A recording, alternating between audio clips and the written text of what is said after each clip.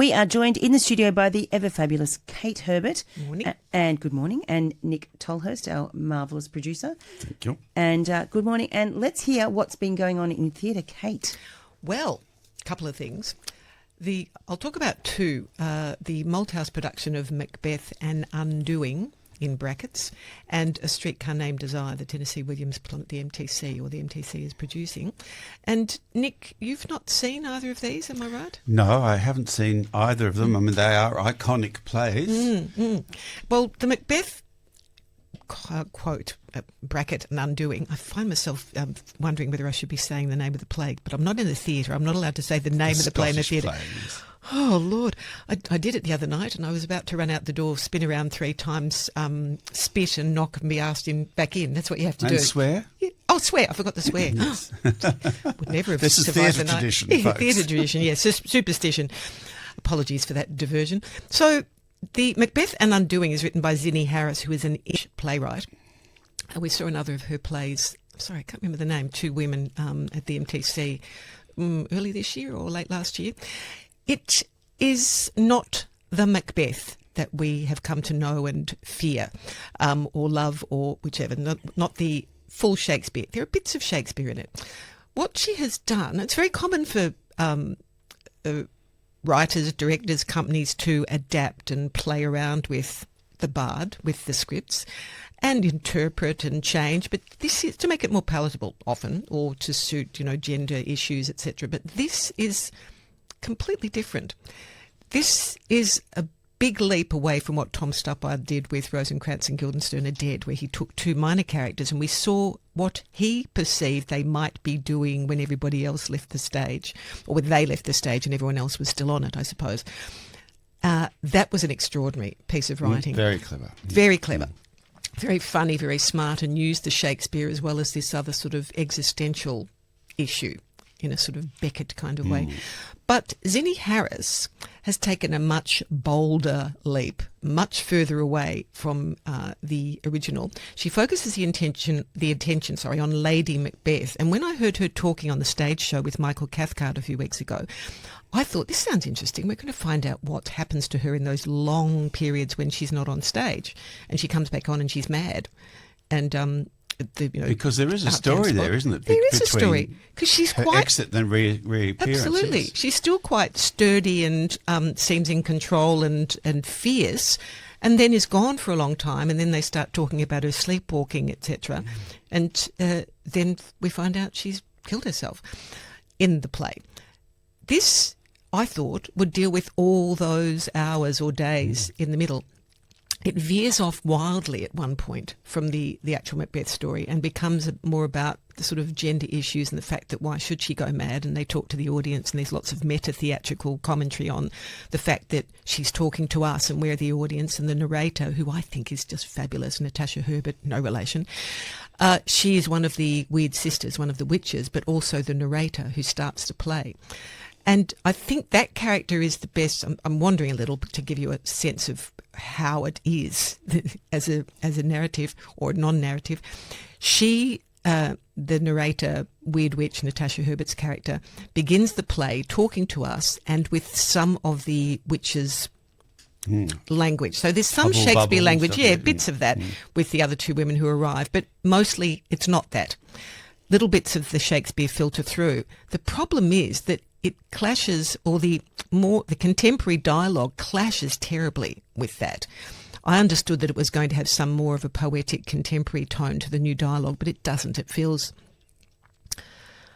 a little bit pedestrian, a bit domestic, and not entirely successful. And I'll tell you, apart from Natasha Herbert, who I think was terrific in that role, David Woods plays Macduff, who is the antagonist, or whatever, I suppose, to Macbeth, or the protagonist backwards. His wife and children are murdered. His entrance is so alive and so compelling that even with this fairly domestic dialogue that's been written for some of these characters, it works. But a lot of the rest of it, Nick, as I think I may have mentioned, is so underplayed as to be almost like they're doing a sort of, close to the microphone sort of film Just a read-through voiceover sort or of something. thing, yeah. It feels, and I think it's intentional. I think Matthew Lutton, the director, has done this intentionally to give it a sense of life in the palace is pretty ordinary. They may be kings and queens and about to slaughter each other, but life goes on. But that's not theatre, is it? No, I don't think that's Or theatre. drama or anything, yeah. Yeah, I think, look, I think there are issues with it, and I'm sure some people will find it fascinating. And perhaps we don't know whether people who don't know the play will love it. A bit hard to tell, because I'm not trying to assess it as a Macbeth, because it's not. But it does ramble and fall off a cliff. So is it still playing? Yeah, it's still playing until the 29th of July. Excellent. So we're just going to have a track and come back to you next. Yep, A Streetcar Named. That's the fabulous Frank Sinatra singing It Had to Be You. That was from the movie When Hallie Met Sally. Shari May Hurry. Yeah, that one. So Kate and Nick are back. They're going to talk about A Streetcar Named Desire. Yeah. We're talking about iconic texts here, and we're just at Macbeth, and we, Philippa, you talked to Tom Molyneux about the importance of being earnest. Now, these texts, Shakespeare, Oscar Wilde, Tennessee Williams, they were very careful about the words they'd chosen, what they do, and you can play with them, but what happened with Streetcar? Well, they didn't play with the words in the way that the Macbeth and Undoing did, but played with what you'd have to describe as the writer's intention or the play's intention, but people would argue, how the hell do we know what the intention is? They're not here to ask. We've got dead white playwrights, etc., male playwrights. It's set in the 1940s, so Tennessee Williams, very, as you say, iconic American playwright, who wrote fraught and stories about fraught and damaged characters often. And any comparison, any production of Streetcar will face a direct comparison with the performances by Vivien Leigh and Marlon Brando in Elia Kazan's movie of 1951. So you're kind of up against that if you've seen it.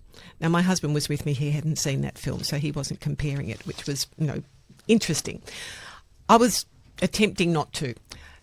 So Anne-Louise Sark's production for the MTC, it does alter the tone, and I'd call it the temperature of the play. Interestingly, it's in the sweltering heat of New Orleans summer, but I mean emotional temperature as well.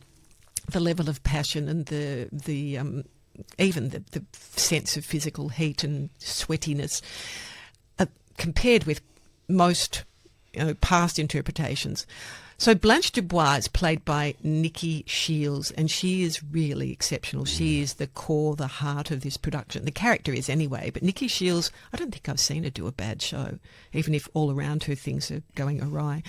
It is a very unusual interpretation of the character, because she's Blanche Dubois is generally, she's a Southern belle who's come to stay with her younger sister, who's married to Stanley Kowalski, who was Marlon Brando. And Stella's madly and passionately in love with Stanley, and they live in this tiny apartment, and in comes Blanche from the huge plantation in the south. She's fallen on hard times. She's fallen on hard times, but she's tried to pretend she hasn't, and she's come trying to look decorative. She's always, characteristically, she sort of has this sense of delusion. And she's very fey and antebellum, yes. Yes, exactly. And that she's a secret drinker. She's knocking back the vodka or whatever else is in the cupboard. And there she is with them for months. As Stella gets more and more pregnant, we see the time pass. But she's suffered the loss of the formerly wealthy family's home, and the sister hasn't been aware of this, even though she's living in relative, well, not squalor, but down at heel. Blanche is deeply disturbed and fearful, and she lives behind this veil of lies and embellishments and self-deception. In this instance, Nikki Shields is playing her, and perhaps directed, I presume, by Anne-Louise Sarks, to be more manipulative and controlling rather than completely lost in a sort of fog of delusion and deception. So what happens after she really wants someone to marry her? We find out all sorts of things about her past, being essentially the town. She's got herself a reputation in her town when she's living in this hotel called the Flamingo. And she tries to develop a relationship and perhaps a potential fiancé marriage with Mitch, who was played by Carl Malden in the movie. And by the end, we know the most famous line is, "I have always relied on the kindness of strangers," which is when she's being taken away by, people in white suits to a sanatorium. Men in the white coats, yeah. Yes, but she walks out under her own steam in this instance. And it seems completely the antithesis of what that play seems to be about. What do you think they were trying to do with this? Well, I think it's, again, making it fit into more contemporary issues of roles, gender roles, women, that we don't want to see her... I'm sorry, it's sort of a spoiler. It is a spoiler. That she has suffered an abuse at the end of the play from one of the men. We won't name it, but it's significant, and that's broken her. The mind has fractured.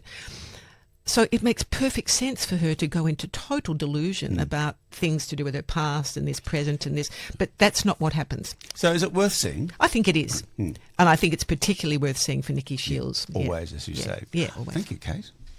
And that's still playing as well, Kate? That's going even longer until the 17th of August. Oh, okay. That's actually... Yeah, I love Vivian Leigh. Yeah. I grew up watching the old movies, and it's beautiful. Just everything about her is just divine. And that Marlon Brando, that's iconic Marlon Brando as well. Absolutely, It defines everything. Stella. And you kind of want that sort of muscular, lusty, passionate kind of guy Animal. there. Yeah. So you have been listening to Arts Weekly on 3MBS. Thank you to Kate Herbert for coming in. Thank you also to Fabulous Nick.